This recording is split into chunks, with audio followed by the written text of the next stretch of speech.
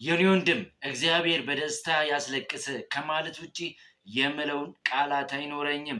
ታዲያ እናንተም ይሄን ቪዲዮ በማየት ሀሳብ አስተያየታችሁን ኮመንት ሴክሽን ላይ እየተሰማችሁን እያስቀመጣችሁ በተለይ ላይክ፣ ሼር፣ ፌቨራይት ማድረጋችሁን እንዳትረሱ። ወደ ቪዲዮ ጊዜ እንዳይቀድማችሁ ጊዜ እንግጠሙት።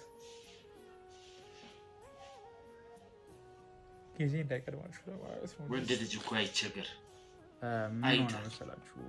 ጎሚስታ ነበር የምሰራው። ከዛ ፊት ምንም አይነት ስራ አልሰራም ነበረ። ተማሪ ነበርኩ። ምንም አይነት ስራ አልሰራም ነበረ። በቤት ውስጥ ብዙ አመት ቁጭ ብዬ ነበር ምናምን ነገር እና ጎሚስታ ገባሁ ምናምን ነገር ባይዘው ወይኔ የሚሰራው ለቤተሰብ እውነት አንጀት ትበላለህ። እናቴ ካንሰር ታማሚ ነበረች በዛ ታይም ማለት ነው። እና የሆነ ነገር ማድረግ እፈልግ ነበር። አይዞህ ወንድሜ ያልፋልሽ። አልችልም ነበር በዛ ታይም። ከዛን ጎሚስታ ገባሁ ሰራው። እንደምታውቁ ጎሚስታ ብዙም ብር የለውም ታውቃላችሁ። እና ትንሽ ነው የምታስቀምጡት። እሷን አጠራቀምኩ ምናምን ነገር። ከዛን የሆነ ባህል ነገር መጣ ማለት ነው። ከዛን የሆነ ዘይት ወይ ዶሮ ምናምን ነገር ማለት ነው። የዛኔ ርካሽ ነበረች ለመግዛትና ለማስደሰት ምናምን ነገር እንደዛ ምናምን አስቤ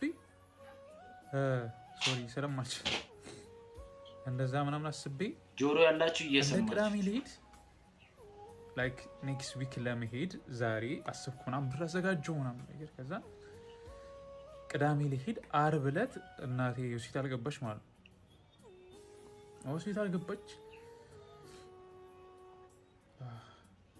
ያ ይሆናል ይዛችሁ ቤት ውስጥ ገቡ ምናምን ያለው ስሜት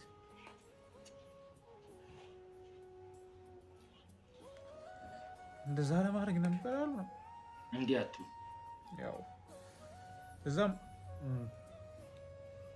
የሚያሳዝነው አልወጣችም ከዚህ ሆስፒታል አረፈሽ ማለት ነው።